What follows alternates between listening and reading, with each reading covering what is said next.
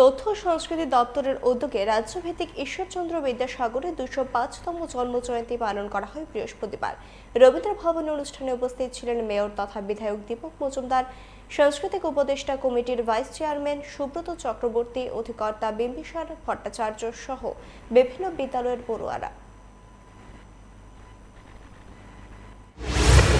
সেগুলি কিন্তু ঈশ্বরচন্দ্র বিদ্যাসাগরের মতো বড় বড় মনীষীরা মহামানবতাকেও চিন্তা করেছিলেন, যারা চিন্তা ভাবনার মধ্যে আজকে শিক্ষা প্রসার করেছে। নারী শিক্ষার এত উন্নয়ন হয়েছে, আর নারী শিক্ষার উন্নয়ন মানে রাষ্ট্রের উন্নয়ন, সমাজের উন্নয়ন, পরিবারের উন্নয়ন, ব্যক্তি উন্নয়নের পাশাপাশি করবে। এই উন্নয়নগুলি নারীটা যত এগিয়ে আসবেন তত থাকে।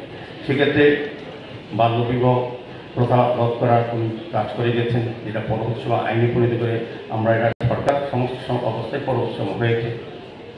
বিধবা বিবাহ প্রচলন করা বা বহু বিবাহ বন্ধ করা, এগুলি নারীদের অধিকার এবং আত্মরক্ষা আত্মসম্মানের ক্ষেত্রে বিশেষ কাজ করেছে, যেটা ঈশ্বরচন্দ্র বিদ্যাসাগর করে গেছেন।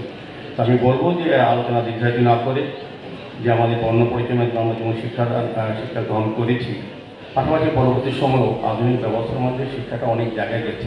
তাই শিক্ষার বিকল্প নেই। শিক্ষা হলেই মানুষ তার সংস্কৃতি, সভ্যতা সবটাই বৃদ্ধি পায়, তার ব্যক্তি জীবনে হোক আর সমাজ জীবনে, রাষ্ট্র জীবনে হোক। সুন্দর রাষ্ট্র পরিচালনা, সুন্দর সমাজ গঠন শিক্ষা এবং বিশেষ করে নারী শিক্ষা অত্যন্ত প্রয়োজন।